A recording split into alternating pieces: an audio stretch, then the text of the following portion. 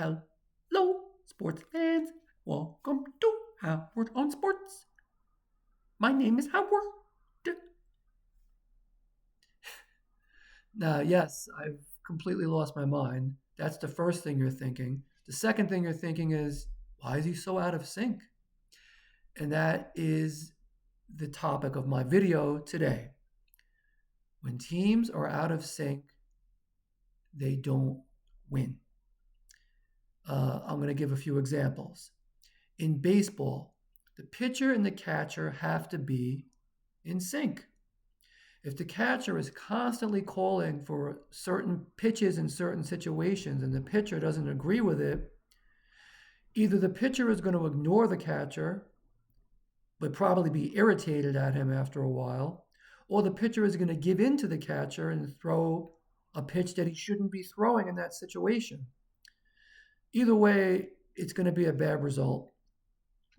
Sometimes pitchers have a quote unquote personal catcher where that catcher only plays when that pitcher pitches. He might be a really bad hitter, he may not be considered a good player, but it's worth having him in the lineup just because the pitcher always pitches better with that catcher. So, because the pitcher feels comfortable and they're in sync. Also, turning a double play, you have to be in sync, right? Shortstop to second, second to first. If there's any interruption in that flow, if any sort of link in that chain doesn't work, then the double play is not going to happen. So being in sync is very important in baseball. Certainly in football, the center has to snap the ball correctly to the quarterback. That requires being in sync. The quarterback throwing the ball to the receiver, obviously they have to be in sync. Even on defense, the safety has to know when to come over and help the cornerback in certain situations. Usually when a wide receiver is wide open and gets an easy touchdown, there was some type of miscommunication in that secondary between the cornerback and the safety. The cornerback assumed the safety was going to come over and help, and the safety never came. And the wide receiver just went right down the field and caught a touchdown. Sometimes they're 5-10 yards open, no defensive player near them. When that happens, usually it's a lack of communication. It's not being in sync with each other.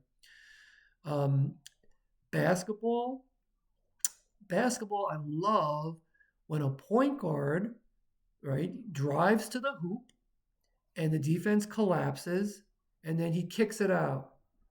And then a guy hits a three-pointer from the corner. And he hits it like perfectly, like without any hesitation. Here's the ball, bang, like right into the hoop. And it helps a three-point shooter to have a situation where they can just shoot right away, where they don't have to think about it, where they're just reacting, just being in natural flow, natural rhythm. And it's the point guard's job to get the ball to that three-point shooter, and put him in that position where he's comfortable and can hit the shot. So definitely being in sync in basketball is important. And in hockey too. Like a breakaway in hockey, 2-on-1, that's a beautiful thing to watch. Because the defensive player, is he going to go here? Is he going to go here?